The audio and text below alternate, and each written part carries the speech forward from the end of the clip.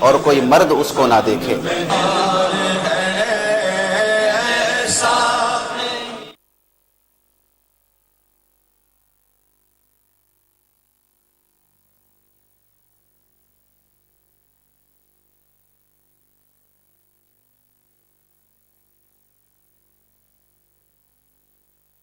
اور میں ہوں آپ کا میزبان محمد عبداللہ قادری۔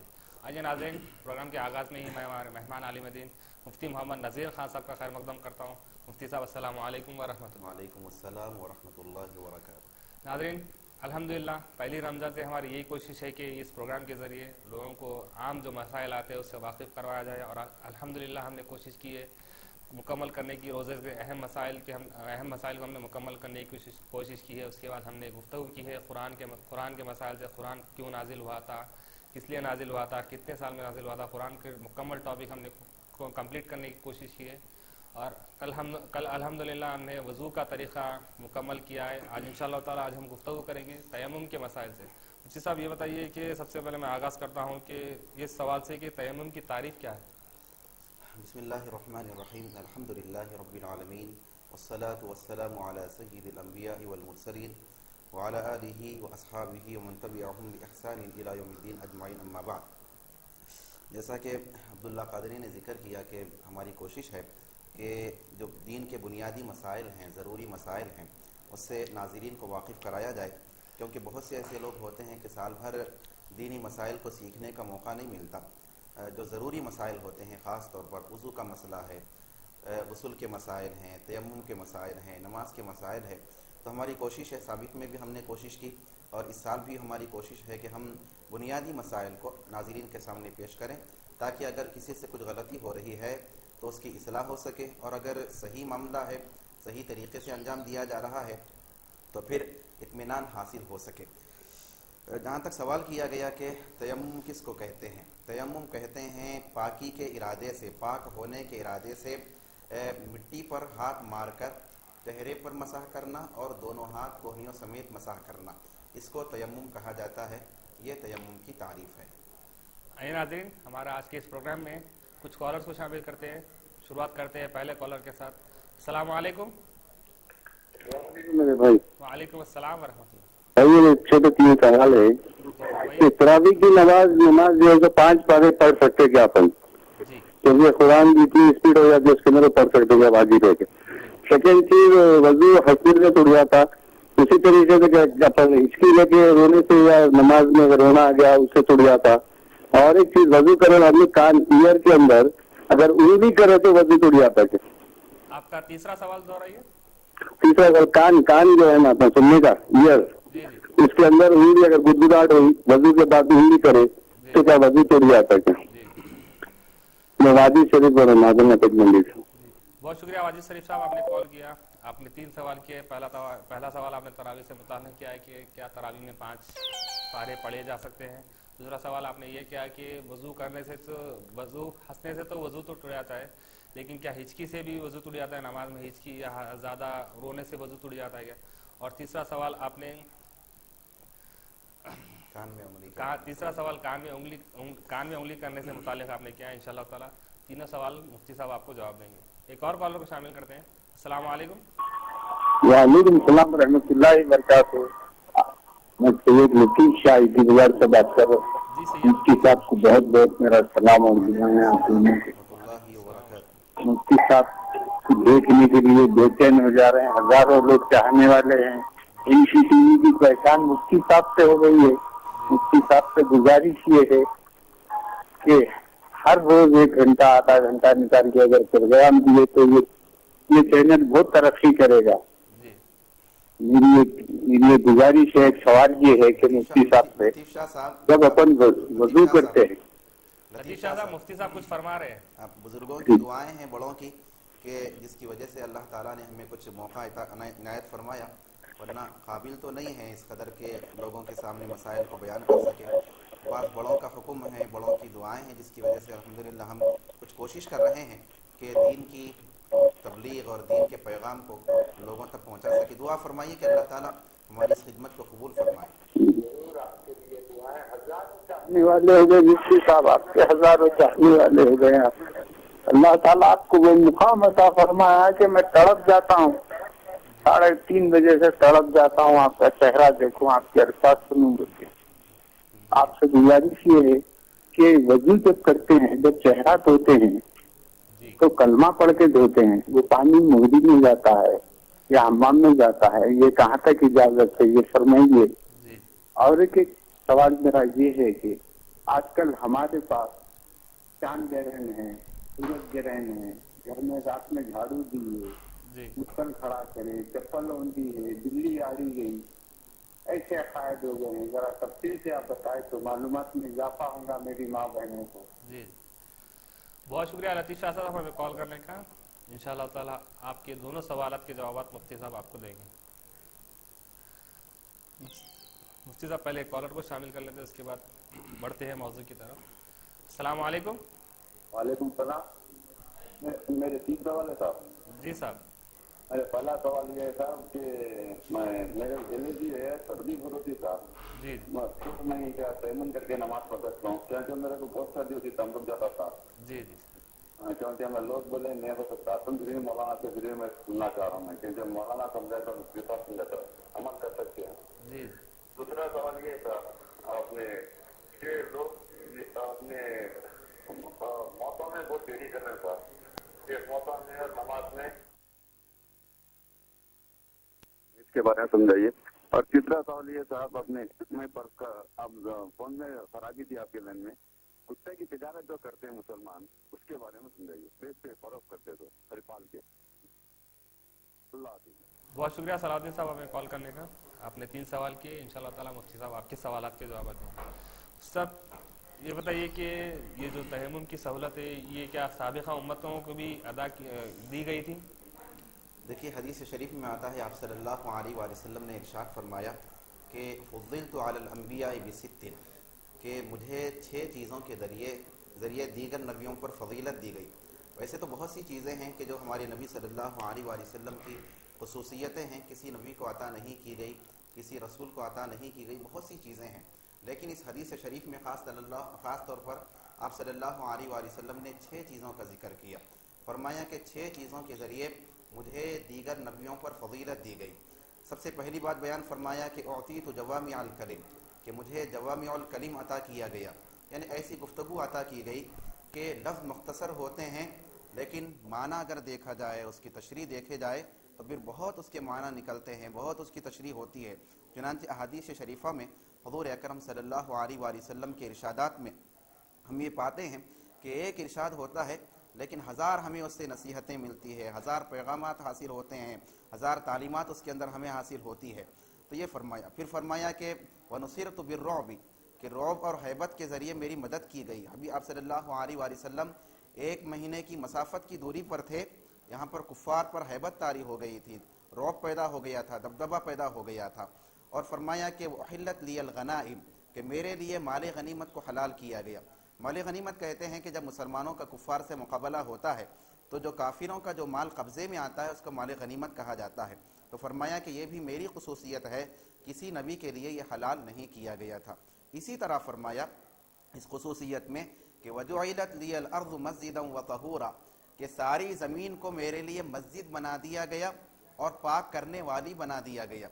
मामला ये होता था कि दीगर नबियों के लिए, दीगर उम्मतों के लिए हुक्म ये था कि अगर नमाज़ पढ़ना है, इबादत करना है तो इबादत खाने में जाकर करेंगे तो कबूल होगी, घर में करेंगे तो नहीं, दुकान में करेंगे तो नहीं, बल्कि इबादत खाने में जाकर इबादत करेंगे तो कबूल होगी।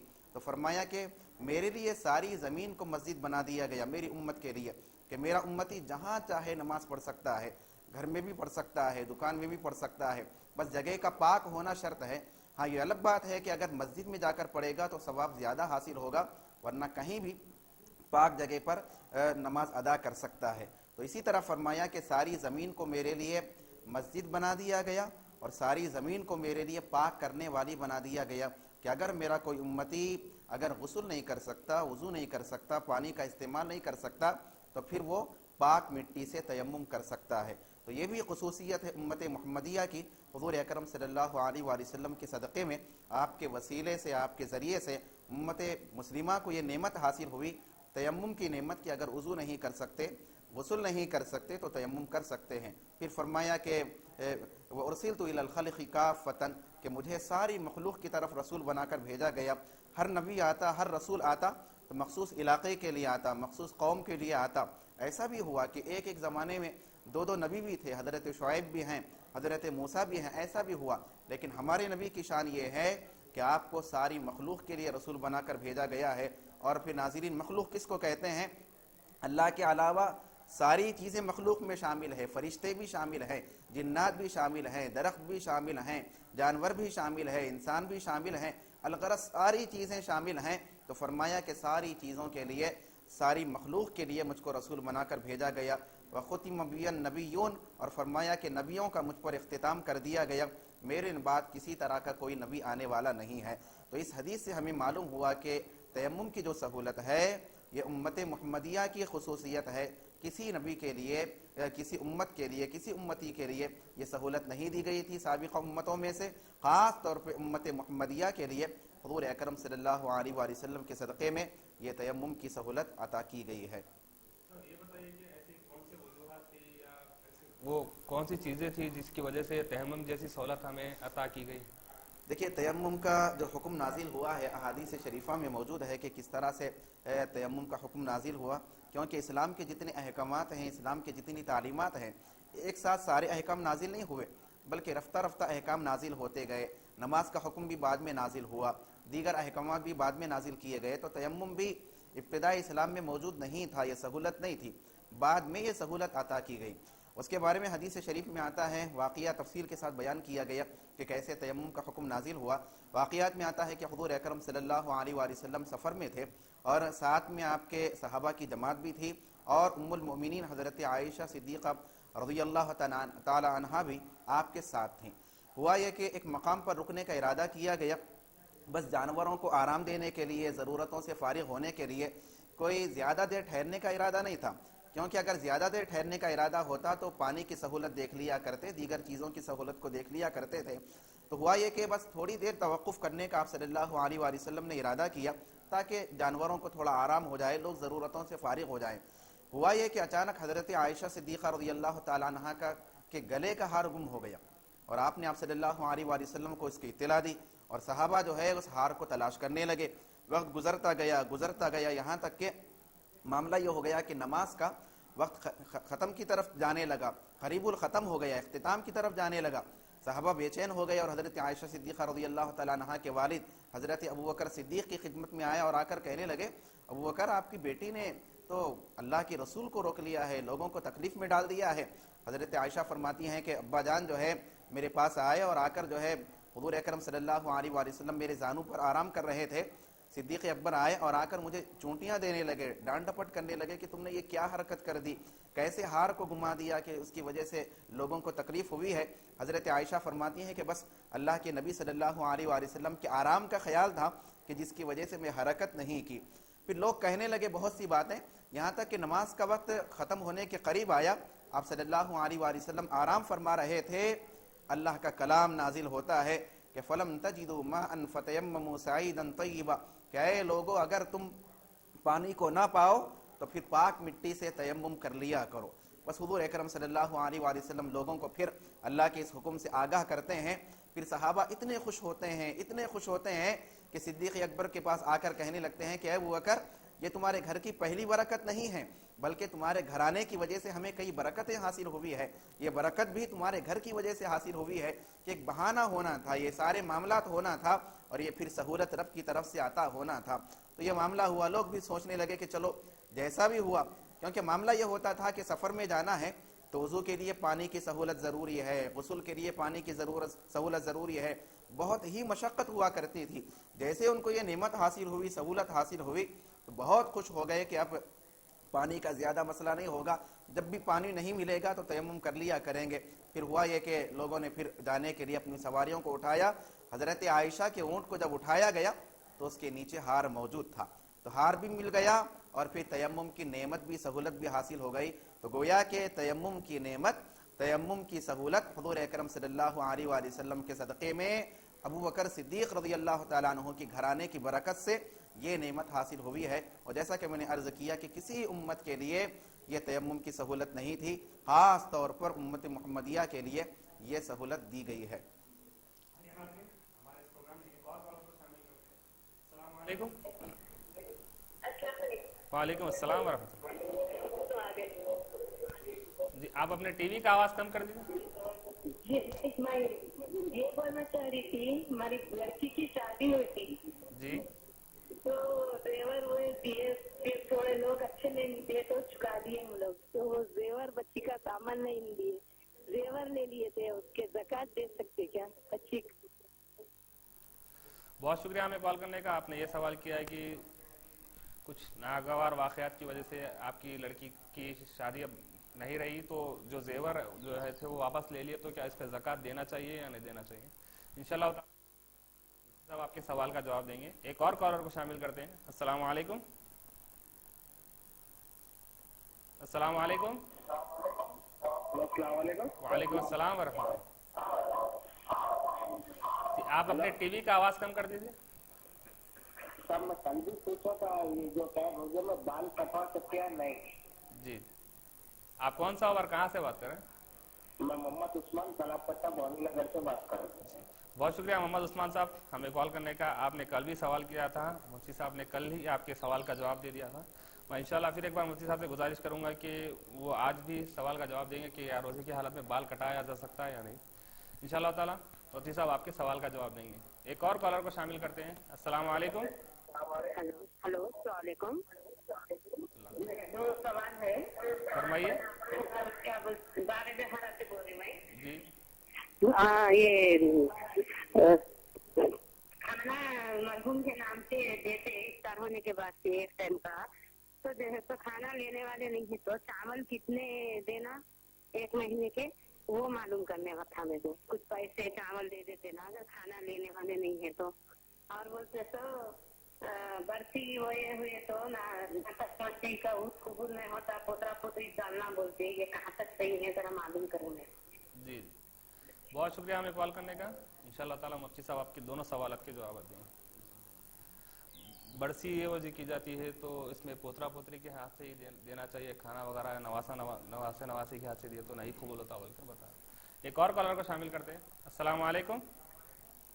السلام علیکم۔ وعلیکم السلام ورحمۃ اللہ۔ میں محمد نصیر بات کر رہا ہوں فتح دروازے سے۔ جی محمد نصیر صاحب۔ ہاں صاحب میرا مضمون سے ہٹ کے ایک سوال ہے، معافی چاہتا ہوں میں۔ جی جی فرمائیے۔ میرا ایک سوال ہے کہ اگر کوئی یعنی کہ ہسبینڈ وائف دونوں میں سے کوئی اگر ایک گنہگار ہے، تو ایک کتاب میں نے پڑھا تھا کہ اگر گنہگار عورت ہے تو وہ جنت کے دروازے پہ ٹھہرے گی اور وہ آدمی کے گناہوں کو بخشا دے گی اور وہ ساتھ میں جنت میں جائے گی۔ اگر بیوی اگر دوزخی ہے تو آدمی اس کو جنت میں لے کے جائے گا۔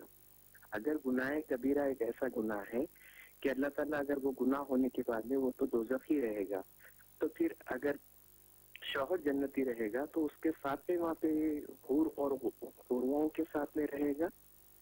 ایک تو یہ سوال تھا میرا۔ ایک دوسرا، آدمی کا انتقال ہونے کے بعد میں جو نیک آدمی ہوتا اس کی روح کہاں پر رہتی اور بد آدمی کی روح کہاں پہ رہتی؟ ایک مسلمان مومن کی روح کہاں پہ رہتی اور ایک غیر مسلم کی روح کہاں پہ رہتی؟ جی بس یہی گزارش تھی آپ سے کال کرنے کا۔ انشاءاللہ تعالیٰ مفتی صاحب آپ کے دونوں سوالات کے جوابات دیں گے۔ صاحب یہ بتائیے کہ کون سی حالت میں تیمم کیا جا سکتا ہے؟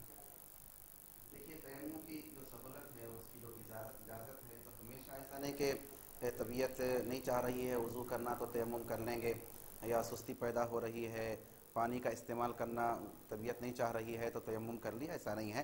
یقیناً تیمم کی سہولت ہمیں حاصل ہے، ہماری خصوصیت ہے، لیکن اس کی کچھ ضرورتیں بھی ہے، کچھ شرائط بھی ہے۔ اسی وقت تیمم کیا جا سکتا ہے، ہمیشہ تیمم نہیں کیا جا سکتا۔ اب تیمم کب کیا جا سکتا ہے؟ تو ایک تو ہے بیماری کا معاملہ، کہ اگر ایسی سردی ہے کہ انسان کو اندیشہ ہے کہ اگر میں پانی کا استعمال کروں گا، وضو کروں گا، غسل کروں گا تو ایسی صورت میں میری طبیعت ناساز ہو جائے گی، طبیعت خراب ہو جائے گی، تو پھر ایسی صورت میں تیمم کر سکتا ہے. یا پہلے سے بیمار ہے اور ڈاکٹر نے منع کر دیا ہے کہ پانی کا استعمال نہ کریں, وضو یا غسل نہ کریں, پانی کا استعمال نہ کریں, تو پھر ایسی صورت میں بھی تیمم کیا جا سکتا ہے. تو ایک تو بیماری کا معاملہ ہے, اس کی وجہ سے تیمم کیا جا سکتا ہے, اور دوسرے ہے پانی کا نہ ملنا, پانی کا موجود نہ ہونا. جیسا کہ علماء نے بیان فرمایا کہ 1.5 کلومیٹر تک اگر پانی موجود نہیں ہے, 1 میل تک, ایک میل جو ہے تقریباً کم و بیش 1.5 کلومیٹر کا ہوتا ہے, تو 1.5 کلومیٹر کے فاصلے تک اگر پانی موجود نہیں ہے, یا انسان جا کر دیکھ کے آیا یا کسی سے پھر اطلاع ملی کہ پانی موجود نہیں, جیسا کہ بسا اوقات سفر پر نکلتے ہیں, جنگل میں کہیں گاڑی کو روک دیا گیا تو پانی موجود نہیں رہتا, تو خاص طور پہ ایسا ہوتا ہے, تو 1.5 کلومیٹر کے فاصلے تک اگر پانی موجود نہیں ہے, یا پانی موجود ہے لیکن موجود نہ ہونے کے برابر ہے, یعنی بور میں ہے لیکن لائٹ نہیں ہے, یا پھر باولی میں ہے لیکن ڈول نہیں ہے, یا لوگوں کے پاس ہے لیکن بغیر قیمت کے نہیں دینے والے ہیں اور زیادہ قیمت لگا رہے ہیں, جیسا کہ ٹرین وغیرہ میں کبھی ہو سکتا ہے, اگر پانی وہاں پر نہ آئے اور لوگوں سے مانگنا پڑے اور لوگ دینے تیار نہیں ہیں. بہرحال پانی یا موجود نہیں ہے یا موجود نہ ہونے کے برابر ہے, تو پھر ایسی صورت میں تیمم کیا جا سکتا ہے.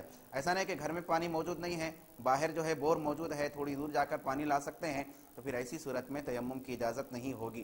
1.5 کلومیٹر فاصلے تک پانی موجود نہ ہو, یا پھر موجود ہو لیکن موجود نہ ہونے کے برابر ہو, ڈول نہ ہونے کی وجہ سے, یا پھر بور کے لائٹ نہ ہونے کی وجہ سے, یا قیمت کے زیادہ ہونے کی وجہ سے, ان چیزوں کی وجہ سے تیمم کیا جا سکتا ہے, ورنہ پھر تیمم نہیں کیا جا سکتا. سن رہے ہیں تیمم سے متعلق. آپ بھی اپنے سوالات اس پروگرام میں شامل کرنے کے لیے اسکرین پر دیے گئے نمبر پر کال کر سکتے ہیں اور اپنا سوال نوٹ کروا سکتے ہیں. ایک اور کالر کو اس پروگرام میں شامل کرتے ہیں. السلام علیکم. السلام علیکم. وعلیکم السلام. جی بہن, کہاں سے بات کر رہے ہیں آپ؟ سے بات کریں گے. جی فرمائیے. جی میرا آپ سے سوال تھا جی کہ روزے کی حالت میں جی ہاتھ پیر میں درد ہوتے ہوئے وغیرہ کا استعمال کر سکتے کیا؟ جی اور دوسرا, رمضان شریف میں جو مومن کا انتخاب ہوتا ہے, جی کیا ان تک قبر کا عذاب نہیں ہوتا اور وہ جنت میں داخل ہو جاتا؟ جی. اور کوئی سوال؟ اور تیسرا سوال میرا یہ ہے, اکثر ایسا میت میں نے دیکھا کہ جب غسل وغیرہ کرا کے مردے کو آخری دیدار کے لیے لے کر آتے, اس وقت کچھ لوگ پیسے ڈالتے. جی جی یہ کہاں تک صحیح ہے؟ بعض لوگ یہ بولتے ہیں کہ یہ پیسوں کا قرضدار مردہ ہو جاتا, یعنی مرحوم ہو جاتے, اور بعض لوگ یہ بولتے ہیں کہ پہلے سے اس کا رواج ہے, یہ پیسے 10 سال کی دے دیتے. جی. اب ایک سوال میرا یہ ہے کہ میرا 10 سال کا بیٹا ہے جی جو روزانہ شاپ کر لیتے, لیکن انہوں میرے ڈر سے جس فجر کے وقت ایسا ان کو ٹھنڈا لگتا ہے اور نوٹتے کپڑے پہنتے اور نماز کے لیے چلے جاتے. جی. اور بعض وقت قرآن بھی پڑھ لیتے کیونکہ ان کا قرآن ہی دور چل رہا. میں ان کو کئی بار تاکید کرتی ہیں ایسا نہیں کرنا, جی لیکن وہ پانی نہانے کے لیے بہت ڈرتے. جی. اور میں اب کچھ دن پہلے بولی کہ ایسا نہیں کرنا, وہ تو انہوں نے میرے کو بولے کہ نہیں, میرے کو پانی سے سردی ہوتی, نماز پڑھنا ایسا گناہ ہے, قرآن پکڑنا گناہ ہے بغیر وضو کے ہوتے, لیکن وہ میرے کو بغیر بتائے چلے جاتے. جی. تو اس کی کون ذمہ دار ہے, میں یا وہ کچھ؟ جی. اور کوئی سوال؟ جزاک اللہ. بہت شکریہ ہمیں کال کرنے کا. انشاءاللہ تعالیٰ مفتی صاحب آپ کے چاروں سوالات کے جوابات دیں گے. ایک اور کالر کو شامل کرتے ہیں. السلام علیکم. جی کون سا اور کہاں سے بات کریں؟ وعلیکم السلام ورحمۃ. جی فرمائیے. میرا سوال یہ ہے کہ ٹی وی پہ کوئی پروگرام لائیو پروگرام ہوتے ہیں, کسی کا جلسہ ہو رہا ہے, کچھ ہو رہا ہے, وہاں پہ جو ہے سب دعا فرما ہے, حقیقت انگیز دعا فرما ہے, جی اور گھر پہ بیٹھے بیٹھے ہم ٹی وی پہ دیکھتے ہوئے اس دعا سے اگر آمین کہیں جی تو کہ ہم اس دعا میں شامل ہیں, جی یا اور جو ہے کسی ہم کو دعا اتنی اچھی جامع دعا کرنے نہیں آتا, کسی جو ہے جید عالم کی دعا کو اسی لیے کیسٹ لایا کہ اس دعا سے اس کی دعا یہ کلمات پر آمین کہا جائے تو وہ دعا شامل ہیں. جی. بہت شکریہ ہمیں کال کرنے کا. آپ نے بڑا ہی اچھا سوال کیا کہ اگر ٹی وی پہ دعا چلتے رہتی ہے تو کیا ہم اس میں آمین کہہ سکتے ہیں, اور اگر آمین کہیں تو کیا ہم وہ دعا میں شامل ہو جاتے ہیں. ایک اور کالر کو شامل کرتے ہیں. السلام علیکم. وعلیکم السلام ورحمۃ اللہ. जी कौन सा और कहाँ से बात कर रहे हैं? जी मैं किशनबाग से बात कर रहा हूँ। जी फरमाइए। मेरे को एक सवाल करने का था जी बोलिए। कि रोजे के टाइम अगर कोई तेज चीज खाए तो उससे वजू को उसका जाओगे कुछ नहीं होगा। रोजे के टाइम कुछ तेज चीज खाए यानी कि हरीश खाए कुछ ऐसा खाए तो वजू को उसका जाओगे कुछ नहीं होगा। सहरी में क्या बोल सहरी में बोल रहे हैं आप? नहीं गिरफ्तार दे रहे हैं। अच्छा वजू टूटता क्या? जी जी, बहुत शुक्रिया हमें कॉल करने का। इंशाल्लाह ताला मुफ्ती साहब आपके सवाल का जवाब देंगे। मुफ्ती साहब कोशिश ये करेंगे कि आज का हमारा जो मौजू है उसको तकमील की तरफ लाया जाए। ये बताइए कि मुफ्ती साहब कि तयम्मुम का तरीक़ा क्या है? देखिए, तयम्मुम का तरीक़ा नाज़रीन को जो सुन रहे हैं तो जो हज़रात वाकिफ़ नहीं हैं या फिर जिनको कुछ गलती है तो उन्हें ख़ास तौर पे गौर से सुनना चाहिए कि तयम्मुम कैसा करना चाहिए। देखिए, अगर वज़ू के बदले में तयम्मुम कर रहे हैं, अगर वज़ू नहीं कर सकते, जैसा कि मैंने अर्ज़ किया कि बीमारी का मामला है या पानी मौजूद नहीं है, वज़ू करना चाहते हैं, वज़ू नहीं कर सकते तो उसके बदले में तयम्मुम करना चाहते हैं, तो वज़ू के बदले में अगर तयम्मुम कर रहे हैं तो ये नीयत करेंगे कि मैं वज़ू के बदले में पाक होने के लिए तयम्मुम करता हूँ, वज़ू के बदले में पाक होने के लिए तयम्मुम करता हूँ, इस तरह से नीयत करें। उसके बाद सबसे पहले बिस्मिल्लाहिर्रहमानिर्रहीम पढ़कर दोनों हाथों को उंगलियां खुली रखकर कुशादा रखकर पाक मिट्टी पर मारें, या फिर मिट्टी से बनी हुई जो चीज़ें होती है, दीवार है या फिर मिट्टी के जिन्स से ताल्लुक़ रखने वाली जो चीज़ें हैं जैसा कि पत्थर वगैरह है, तो उस पर मारा करें। मारने के बाद उसको आगे पीछे करके उसको झटक लिया करें ताकि अगर कुछ कंकर लगे हुए हैं तो वो दूर हो जाए। उसके बाद ये दो हाथों को लेकर चेहरे पर अच्छी तरीके से मसाह करना चाहिए, वही कि पेशानी से लेकर ठुड्डी के नीचे तक का हिस्सा और चौड़ाई में एक कान की लो से दूसरे कान तक की लो का हिस्सा, इस तरह से मसाह करें कि कोई हिस्सा चेहरे का छूट ना पाए, यहाँ तक कि आँखों के दरमियान का हिस्सा है, नाक के पास का हिस्सा है, कनपट्टी का हिस्सा है, पूरे तरीके से अच्छी तरीके से दोनों हाथों से मसाह करें। फिर और एक बार फिर मारें पाक मिट्टी पर या मिट्टी से बनी हुई चीज़ पर या पत्थर पर, उसकी जिन से ताल्लुक़ रखने वाली, उस पर मारकर फिर आगे पीछे करें, फिर झटकें। उसके बाद दोनों हाथों को कोहनियों समेत मसाह करना चाहिए। अब उसका तरीक़ा उलमा ने बयान फरमाया कि कैसे करना चाहिए, तो उसका तरीक़ा ये है, जैसा कि सीधे हाथ का पहले मसाह करना है तो उसको इस तरह से उल्टा कर लें और ये बाएँ हाथ की ये 4 उंगलियाँ जो है उसको उसके पीछे रख लिया करें, सीधे हाथ के उंगलियों के पीछे ये 4 उंगलियों को रख लेकर पीछे हिस्से का पहले मसाह कर लिया करें। तो ये पीछे हिस्से का मसाह हो गया कोहनियों तक। अब ये ऊपर के हिस्से का मसाह होना है और ये हिस्सा बाकी है, तो ये हथेली के हिस्से से ऊपर के हिस्से का मसाह करें। अलबत्ता इधर ना जाएं क्योंकि ये तो अभी इसके ज़रिए मसाह करना है, इधर कर लेंगे। फिर उसके बाद बाएं हाथ का मसाह करना है तो इसी तरह ये 4 उंगलियां या उंगलियों के पीछे रखकर ऐसा खींचें कोहनियों तक, तो पीछे हिस्से का मसाह हो गया। फिर ऊपर के हिस्से का मसाह करना है तो हथेली के ज़रिए ऊपर के हिस्से का मसाह करें। उसके बाद अच्छी तरीके से कोहनियों को और ये उंगलियों के दरमियान है इस तरह से मसाह कर लिया करें, तो ये तयम्मुम हो गया, गोया कि वज़ू हो गया। इसमें शक की गुंजाइश नहीं है कि शायद वज़ू नहीं होता, फला नहीं, शरीयत का हुक्म है, अल्लाह उसके रसूल का फरमान है, आपने इतना कर लिया तो आपका वज़ू हो गया। आप फिर कुरान भी पढ़ सकते हैं, नमाज भी पढ़ सकते हैं, सारे काम कर सकते हैं। तो ये वज़ू के बदले में अगर तयम्मुम किया जाए तो उसका ये तरीक़ा है। अब जहाँ तक ये बात कि भाई अगर गुस्ल नहीं कर सकते, पानी नहीं नहा सकते, बीमार हैं, ज़ईफ़ हैं, पानी नहीं नहा सकते, इस्तेमाल नहीं कर सकते, या पानी मौजूद नहीं है और गुस्ल की हाजत हो गई है, तो उस वक़्त तयम्मुम कैसे करना चाहिए? तो देखिए बात यह है कि हदीस शरीफ में आता है कि एक सहाबी ने अर्ज़ किया कि या रसूलल्लाह मैं सफ़र में जा रहा था और दौरान सफ़र जो है मुझ पर गुस्ल फ़र्ज़ हो गया, गुस्ल करना ज़रूरी हो गया। तो मैं सोचने लगा कि या रसूलल्लाह के वज़ू के बदले में तयम्मुम करने का तो तरीक़ा ये है कि एक मार मारना चाहिए पाक मिट्टी पर और चेहरे का मसाह करना चाहिए, और एक मार मारना चाहिए, दोनों हाथ कोहनियों समेत मसाह करना चाहिए, लेकिन गुस्ल की हाजत है, इसका तयम्मुम कैसे हो? सोचने लगा, पानी मौजूद नहीं था। तो फरमाते हैं उन्होंने अर्ज़ किया सरकार की खिदमत में कि मैं फिर ये सोच कर मिट्टी में लौटने लगा। तो आप सल्लल्लाहु अलैहि वसल्लम ने उनसे फरमाया कि ऐसी कोई ज़रूरत नहीं थी, बस इतना ही काफ़ी था कि एक मार मारते पाक मिट्टी पर चेहरे का मसाह करते और एक मार मारते दोनों हाथ कोहनियों समेत मसाह करते। तो गोया के वज़ू के बदले में तयम्मुम किया जाए या गुस्ल के बदले में तयम्मुम किया जाए, दोनों के तयम्मुम में तरीक़े में कोई फ़र्क नहीं है, वही तरीक़ा दोनों का है कि एक मार मारना पाक मिट्टी पर, चेहरे का मसाह करना, और एक मार मार के दोनों हाथ कोहनियों समेत मसाह करना, तरीक़ा दोनों का बराबर है, बस फ़र्क जो है नीयत का फ़र्क है। وضو کے بدلے میں اگر تیمم کر رہے ہیں تو یہ نیت کریں گے کہ میں وضو کے بدلے میں پاک ہونے کے لیے تیمم کرتا ہوں، اور غسل کے بدلے میں اگر کریں گے تو یہ نیت کریں گے کہ میں غسل کے بدلے میں پاک ہونے کے لیے تیمم کرتا ہوں. بس نیت کا فرق ہے، دونوں کا طریقہ بالکل برابر ہے. جا سکتا ہے تو کیا اس سے ہٹ کے کچھ اور چیزیں بھی ہیں جس سے تیمم کیا جا سکتا ہے؟ دیکھیے تیمم کرنے کے لیے ایک تو پاک مٹی ہونا یا مٹی کے جنس سے تعلق رکھنے والی چیز ہونا. اب مٹی کے جنس کس کو کہتے ہیں تو بیان کیا گیا کہ مٹی کے جنس کا مطلب مٹی میں پائے جانے والی وہ چیزیں کہ جس کو جلانے پر وہ پگھلتے نہیں اور اس کے اندر اس کی راکھ نہیں بنتی. جیسا کہ لکڑی ہے اس کی راکھ بن جاتی ہے، سونا چاندی ہے کہ وہ پگھل جاتے ہیں، تو یہ چیزیں پگھلنے والی نہیں ہونا، راکھ بننے والی چیز نہیں ہونا. ایسی چیزوں سے جو زمین میں پائی جاتی ہے ان تمام چیزوں سے تیمم کیا جا سکتا ہے. جیسا کہ پتھر ہوتے ہیں، مختلف قسم کے پتھر ہوتے ہیں. بہت سے لوگوں کو یہ خیال ہوتا ہے کہ شاید تیمم کرنے کے لیے دھول ضروری ہے، غبار ضروری ہے. تو دھول کا ہونا ضروری نہیں ہے. اگر آپ مٹی پر کر رہے ہیں تو دھول کی ضرورت نہیں.